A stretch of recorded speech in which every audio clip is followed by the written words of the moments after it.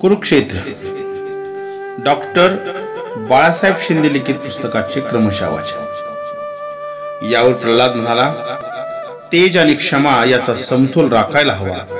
नेहमीच तेज दाखवणे किंवा नेहमीच क्षमा करणे हे योग्य नाही। जो नेहमी क्षमा करतो त्याचे सेवक त्याची अवहेलना करतात आणि अनेक अपराध करतात। एवढेच नाही तर त्याची सेवक धन हडपण्याचा प्रयत्न करतात। विभिन्न कार्यामध्ये नियुक्त केलेले मूर्ख सेवक आपल्या इच्छेनुसार स्वामीचे रथ, वस्त्र, अलंकार, शय्या, आसन, भोजन किंवा समस्त सामग्रीचा स्वतःसाठी उपयोग करतात। स्वामीची आज्ञा झाली तरी कुणाला देण्यायोग्य वस्तू देत नाहीत, ते ऐकत नाहीत। स्वामीचा जेवढा आदर करायला हवा तेवढा ते करत नाहीत। मग या दुनियेत सेवकाद्वारा झालेला अपमान मृत्यूपेक्षाही अधिक निंदनीय आहे।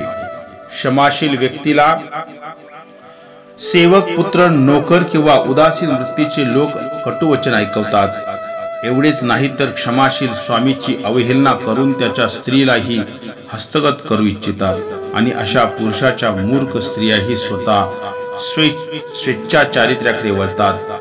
जर त्यांना त्यांच्या स्वामीकडून जरा सुद्धा शिक्षा मिळत नाही तर त्या समस्त मौज करतात आणि आचाराने दूषित होतात। त्या जर दुष्ट असतील तर त्या आपल्या स्वामीला मारायलाही कमी करीत नाहीत। असे अनेक दोष क्षमाशील माणसाचे सांगितलेले आहेत। पुढे प्रल्हाद म्हणाला, आता क्षमा न करणारे, सतत क्रोध करणाऱ्यांचे दोष ऐक।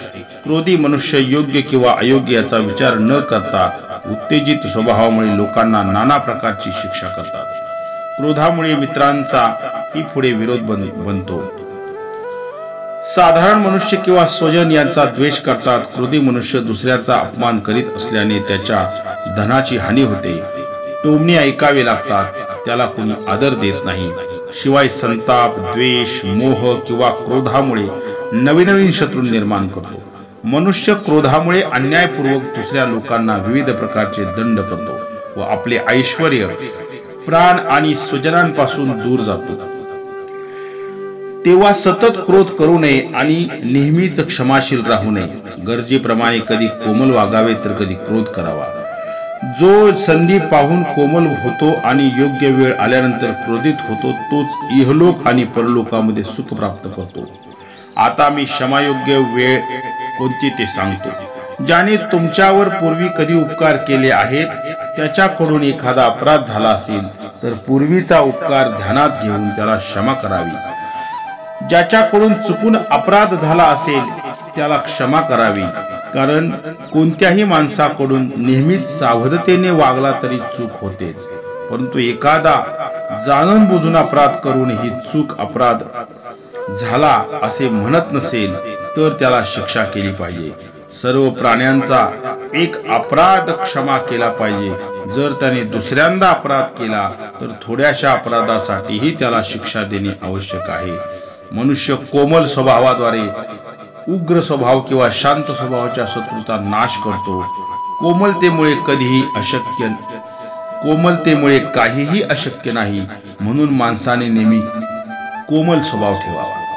देश, काल आणि बलाचा विचार करून कोमलतेचा प्रयोग करावा। कधी कधी लोक भयानेही अपराधाला क्षमा करणे आवश्यक असते। याशिवाय विरुद्ध वर्तन करणाऱ्यांना ठिकठिकाणावर आणण्यासाठी क्रोधपूर्व व्यवहार करावा लागतो। क्षणभर थांबून द्रौपदी पुढे म्हणाली, महाराज, धृतराष्ट्राचे पुत्र लोभी आणि त्रास देणारे आहेत, तेव्हा त्यांच्याविषयी क्षमा करण्याची ही वेळ आली नाही तर क्रोध करण्याची वेळ आली आहे, असे माझे मत आहे। कोमलतापूर्ण व्यवहार करण्याची सर्वजण अवहेलना करतात आणि क्रोधाचा सतत अवलंब करतात, त्यांचे लोक शत्रू होतात। जो योग्य वेळ आल्यानंतर या दोन्हींचा प्रयोग कधी करायचा हे जाणतो आणि तसा वागतो तो सफल राजा होतो। युधिष्ठिर म्हणाला, द्रौपदी, क्रोध माणसाला मारणारा आहे, परंतु क्रोधाला जिंकणे तर तो विकास करणार आहे। उन्नती आणि अवनती दोन्ही क्रोध मूलक आहेत। क्रोधाला जिंकले तर उन्नती होते आणि क्रोधाला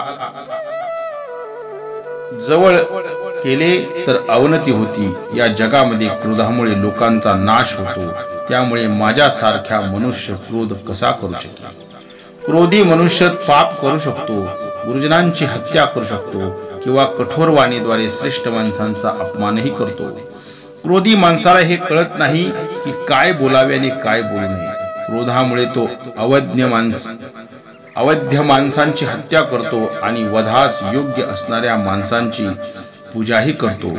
एवढेच नाही तर क्रोधी मनुष्य आत्महत्येसारखे पापही करू शकतो. म्हणून महात्मा पुरुषांनी क्रोधाला जिंकले आहे. त्यामुळे माझ्यासारख्या मनुष्याला क्रोध कसा करेल? म्हणूनच माझा क्रोध वाढत नाही. क्रोध करणारा मनुष्य शक्तिशाली माणसावरही क्रोध करतो. त्यावेळी तो स्वतःचा विनाश करून घेतो. दुर्बल माणसांनी तर क्रोध मुळीच करू नये. त्याचप्रमाणे जो विद्वान पुरुष शक्तिशाली आहे तो दुसऱ्यांनी त्रास दिल्यानंतरही क्रोध करीत नाही. क्लेश देणाऱ्याचा नाश करीत नाही. तो परलोकामध्येही आनंदी राहतो. म्हणून बलदान आणि निर्बल सर्व विद्वान मनुष्यांनी संकटकाळी सुद्धा क्रोध न करता क्षमाभाव ठेवावा. सज्जन पुरुष क्रोधाला जिंकावे असे म्हणतात. संतांचे हे मत आहे की या जगामध्ये क्षमाशील साधू पुरुषाचा नेहमी विजय होतो. खोट्यापेक्षा खरे श्रेष्ठ आहे. क्रूरतेपेक्षा दयाळू पण श्रेष्ठ आहे. म्हणून दुर्योधनाने माझा वध केला तरी माझ्यासारखा मनुष्य क्रोध कसा करेल?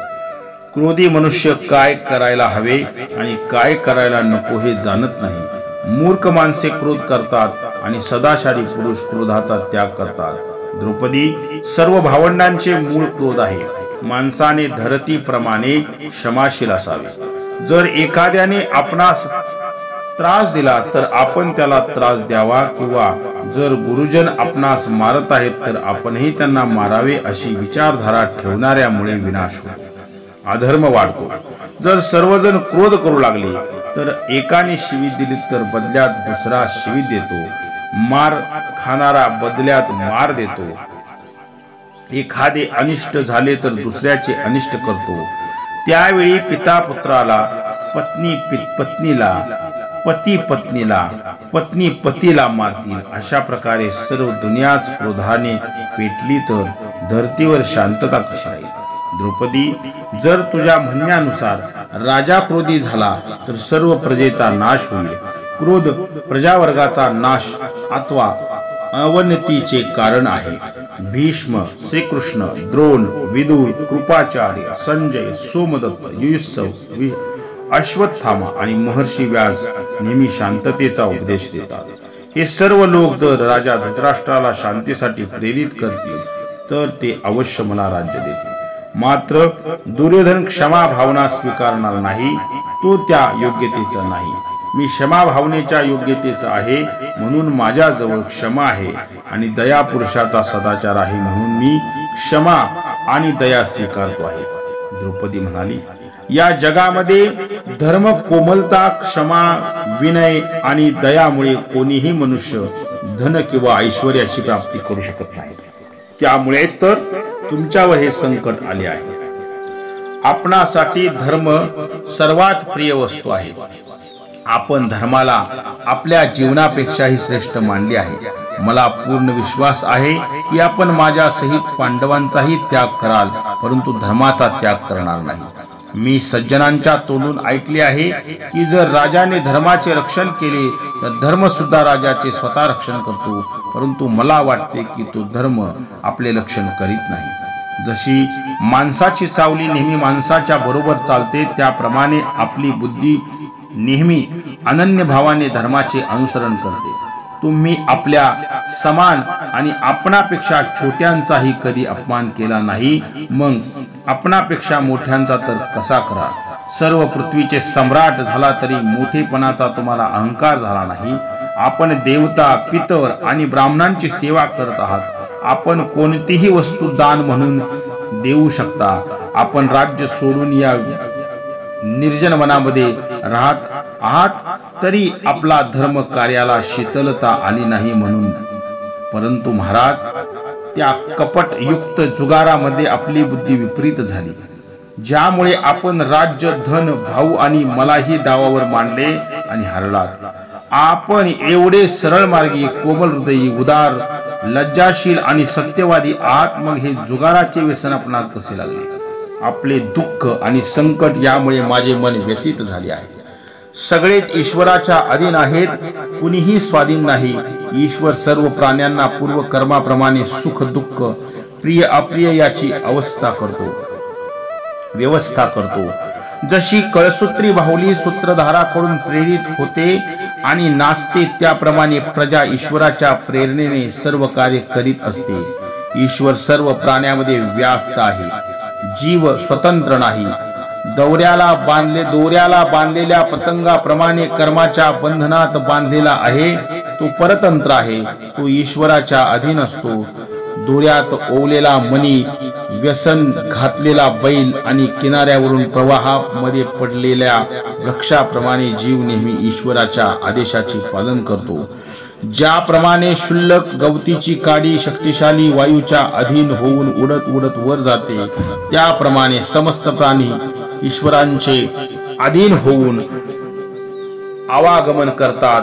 कुणी उत्तम कर्म करीत असतो किंवा पापकर्म करीत असतो, तरी ईश्वर सर्व प्राण्यांमध्ये व्याप्त असतो. ईश्वराने आपल्या मायेचा विस्तार केला आहे. आपल्या मायेद्वारा मोहित करून प्राण्याकडून प्राण्याचा वध करवितो. मला तर वाटते ईश्वर समस्त प्राण्याच्या विषयी माता पित्याप्रमाणे समान दया आणि स्नेहभाव ठेवत नाही. तो सुद्धा इतर माणसाप्रमाणे रोषयुक्त व्यवहार करतो. कारण जे लोक श्रेष्ठ, शीलवान, सज्जन आहेत, त्यांनाच खूप त्रास होतो, दुःख मिळवते. परंतु जे दुष्ट आहेत तेच सुख भोगतात. हे सर्व पाहून मन चिंतेने विवळत होत आहे. आपली आपत्ती आणि दुर्योधनाची समृद्धी पाहून मला ईश्वराविषयी शंका येते. तो परमात्मा सज्जनाला दुःख आणि दुर्जनाला सुख देऊन योग्य विचार करीत नाही. जो क्रूर, लोभी, धर्माची हानी करणाऱ्या दुर्योधनाला धन देऊन ईश्वराला काय लाभ झाला? ईश्वर सुद्धा पापकर्मामध्ये लिप्त आहे असे मला वाटते. म्हणूनच मला दुर्बल लोकाविषयी वाईट वाटते. युधिष्ठिर म्हणाला, यावेळी तू नास्तिक मताचा पुरस्कार करतेस. मी कर्माचे फळ मिळावे म्हणून कार्य करीत नाही, तर देणे हे आपले कर्तव्य आहे म्हणून दान देतो. यज्ञ सुद्धा कर्तव्य म्हणून करतो. मी धर्माचे फळ मिळावे म्हणून धर्माचे आचरण करीत नाही.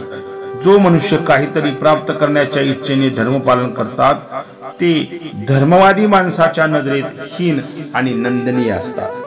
जो पापात्मा मनुष्य नास्तिक वादवंश धार्मिक कार्य करून त्याविषयी शंका करतो, धर्माच्या नावावर स्वार्थ सिद्ध करू इच्छितो, त्याला धर्माचे फळ मिळत नाही. द्रौपदी, तू धर्माविषयी शंका घेऊ नकोस. कारण धर्मावर शंका घेणारा पशु पक्षाच्या योनीमध्ये जन्म घेतो.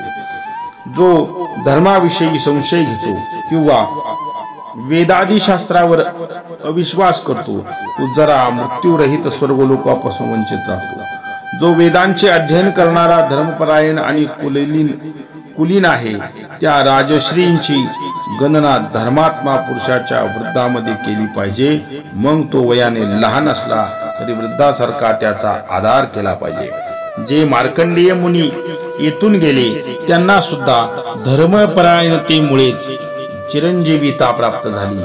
व्यास, वशिष्ठ, मैत्रेय, नारद, लोमश, शुक किंवा अन्य महर्षी धर्मपालनामुळेच शुद्ध झालेले आहेत. म्हणून महाराणी द्रौपदी, तू ईश्वर आणि धर्मावर आक्षेप करू नकोस, शंका घेऊ नकोस. केवळ आपल्या बुद्धीलाच प्रणाम मानणारा उदंड मनुष्य श्रेष्ठ पुरुष किंवा धर्माची अवहेलना करतो. कारण तो प्रत्यक्ष दृश्य जगताची सत्ता स्वीकार करतो. अप्रत्यक्ष वस्तूविषयी त्याची बुद्धी संभ्रमामध्ये पडते. जो धर्म मानत नाही त्याची अधोगती होते. जो मूर्खतावश वेद आणि शास्त्रांच्या सिद्धांतांची निंदा करतो, काम आणि लोभी असतात त्यांना नरक प्राप्त होतो, त्यांचे कल्याण होत नाही. जो धर्मपरायण आहे, आशंका सोडून धर्माला शरण जातो, तो परलोकामध्ये अनंत सुख उपभोग प्राप्त करतो. तो परमात्मामध्ये मिळून जातो. द्रौपदी, जसे समुद्र पार करू इच्छिणाऱ्या व्यापाऱ्याला जहाजाची आवश्यकता असते, तसे स्वर्ग प्राप्त करू इच्छिणाऱ्या धर्माचरणाला हेच जहाज आहे. तसेच स्वर्ग प्राप्त करू इच्छिणाऱ्यांसाठी धर्माचरण हेच जहाज आहे. द्रौपदी, जर धर्मपरायण मनुष्याद्वारा केलेले धर्मपालन निष्फळ असते तर संपूर्ण जगच अंधकारात बुडाले असते. जर धर्म निष्फळ असता तर कुणालाच मोक्ष मिळाला नसता, कुणीच विद्या प्राप्त केली नसती, हेतूच्या प्राप्तीसाठी कुणीच प्रयत्न केला नसता आणि सगळेच पशुसारखे जीवन जगले असते.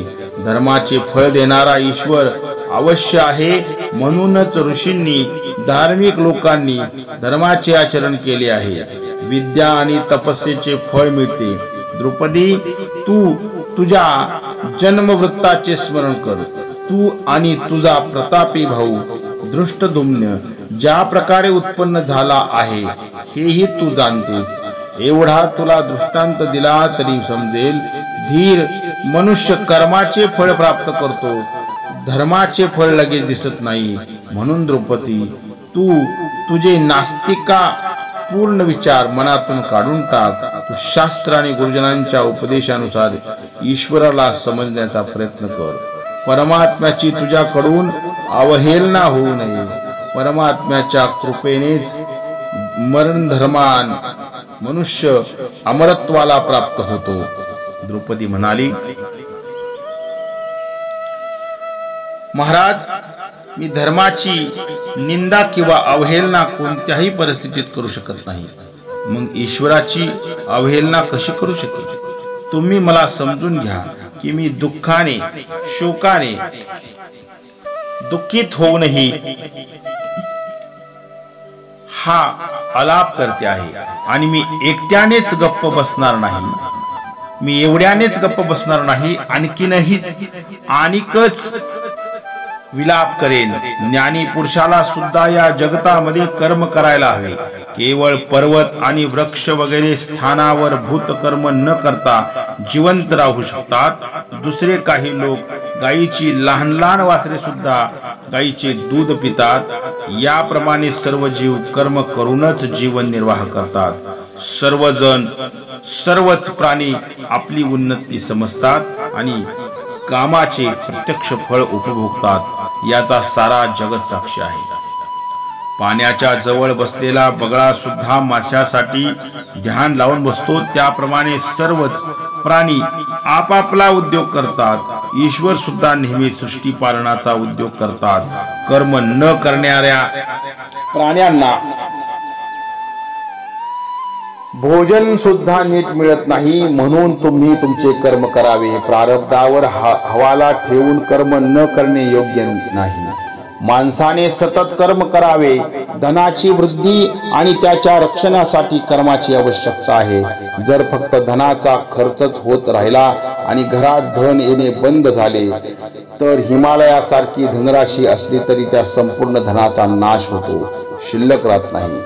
जर या भूतलावरचे सर्वच लोक कर्म करणे सोडून देतील तर सर्वांचा संहार होईल. मी तर म्हणते, दुनियेमध्ये केवळ भाग्याच्या भरोशावर राहून कर्म करीत नाही किंवा जो असे मानतो की पूर्वी जसे कर्म केले असेल त्याप्रमाणे फळ मिळेल, जर अशा विचाराने जो म्हणेल की कर्म करणे अनावश्यक आहे, जे काही मिळायचे असेल ते आपोआप मिळेल, तो मूर्ख आहे. जो समजून घेऊन कर्म करतो, जो प्रशंसेस प्राप्त होतो, जो मंदबुद्धीचा मनुष्य प्रारब्धावर भरोसा ठेवून उद्योग करीत नाही, आरामात झोपून राहतो, असेल माझ्या हरी तर देईल खाटल्यावरी असा म्हणतो, तो पाण्यात ठेवलेल्या मातीच्या कच्च्या भांड्याप्रमाणे नाश पावतो. परमेश्वर सर्वच प्राण्यांना विभिन्न कार्यामध्ये लावतो आणि त्याच्याकडून कर्म करून घेतो. मनुष्याला कर्म करायला हवे, तो अजिबात कर्म करीत नाही, नुसताच निष्क्रिय बसून राहतो, त्याला सफलता मिळत नाही. महाराज, कर्म करणाऱ्या माणसाला फळ मिळतच असते, परंतु तो आळशी आहे. जो आळशी आहे, व्यवस्थितपणे कर्माचे पालन करीत नाही, त्याला फळ प्राप्त होत नाही. जर कर्म करूनही फळ प्राप्त झाले नाही तर त्याचे काही ना काही कारण असते. असे असेल तर का फळ मिळत नाही याचे कारण शोधले पाहिजे. जो आळसात राहून नुसताच झोपतो त्याला दरिद्रता प्राप्त होते आणि कार्यकुशल मनुष्य नक्कीच अभिष्ट फळ प्राप्त करून ऐश्वर्य प्राप्त करतो. कर्मफळ मिळेल की नाही अशा संशयात जो राहतो त्याला अर्थप्राप्ती होत नाही. आता आपल्या राज्याचे अपहरण झाले आहे. जर तुम्ही कर्मामध्ये संलग्न राहिला तर नक्कीच तुमचे हे संकट टळेल. पुन्हा राज्य प्राप्त झाले तर भीमसेन, अर्जुन, नकुल, सहदेव यांच्यासाठी विशेष गौरवाची गोष्ट आहे.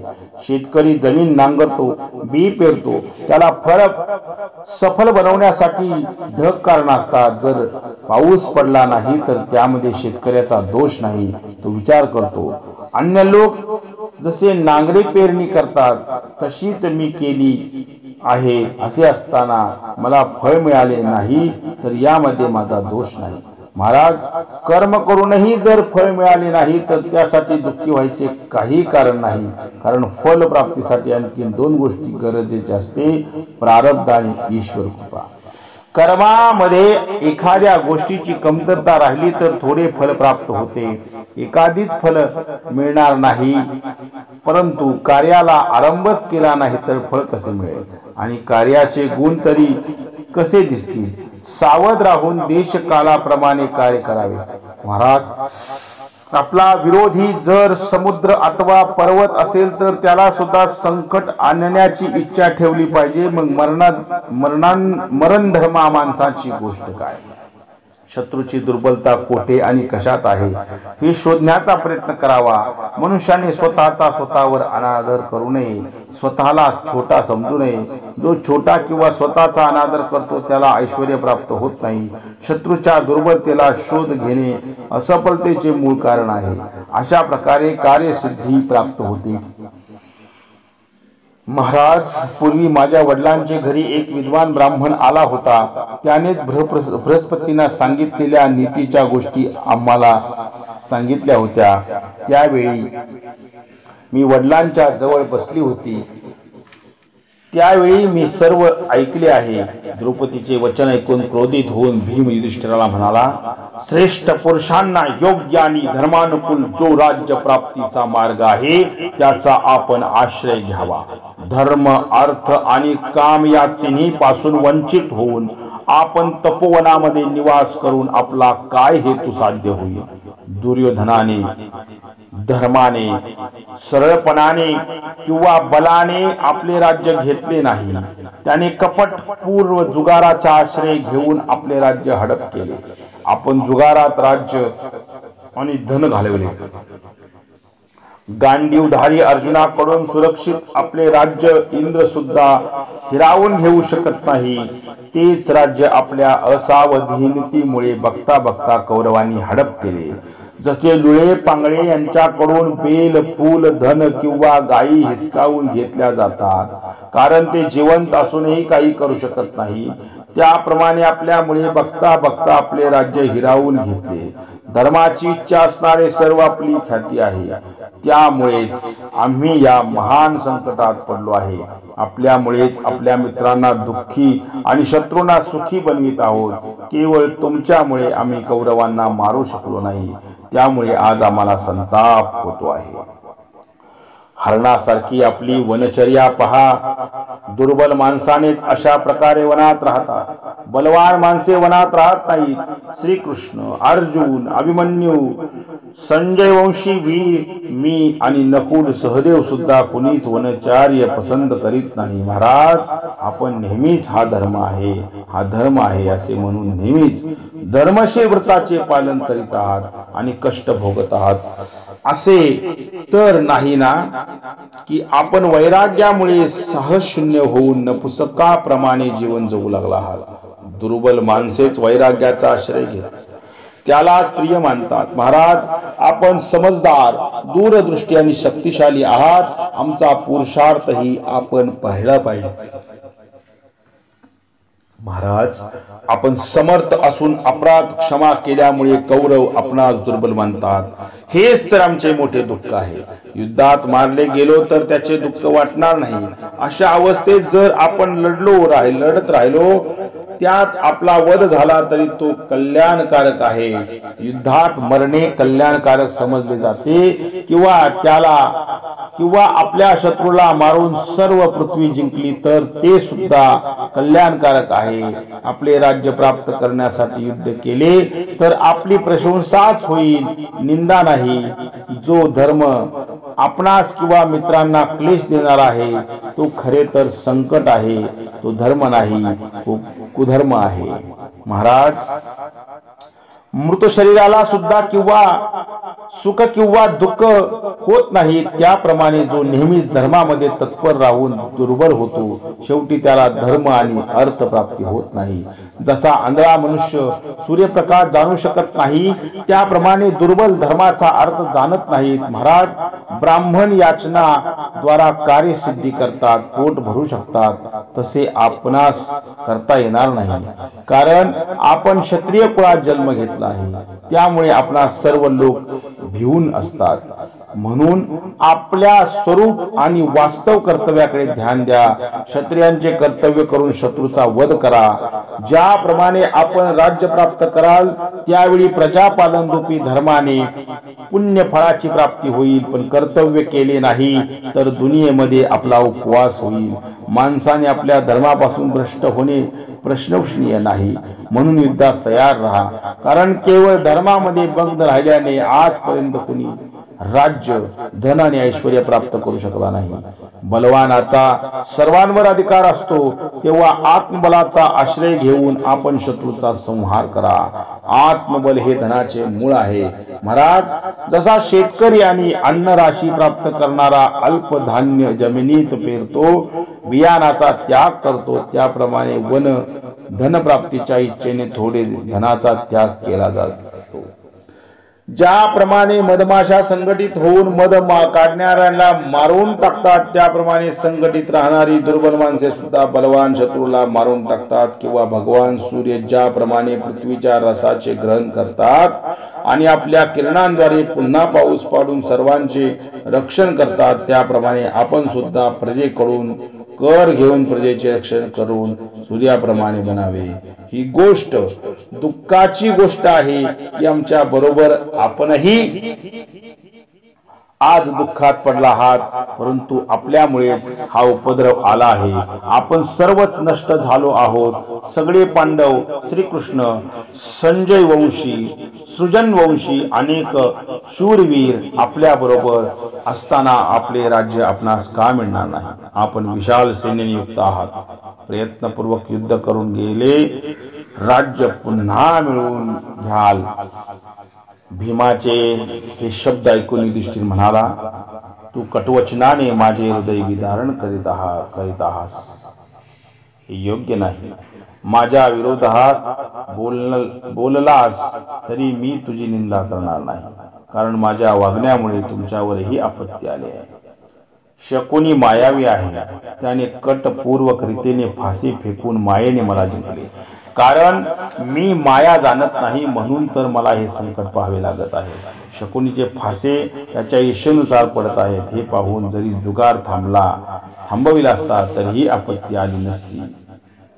परंतु क्रोधामध्ये मनुष्य धैर्य आणि बुद्धिहीन झाल्यासारखा होतो, म्हणून मी जुगार खेळतच राहिलो.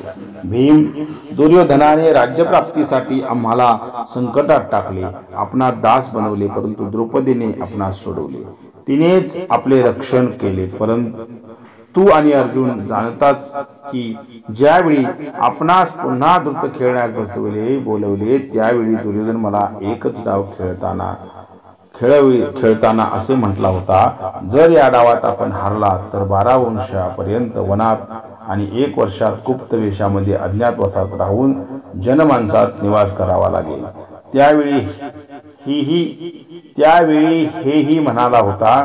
कौरवांच्या गुप्तहेरांनी आपल्या गुप्त निवासाचा पत्ता लावला व त्यांनाही माहिती झाली की आपण अमुक ठिकाणी अमुक रूपाने राहत आहोत, तर आपण पुन्हा 12 वर्षापर्यंत वनवास भोगावा लागेल.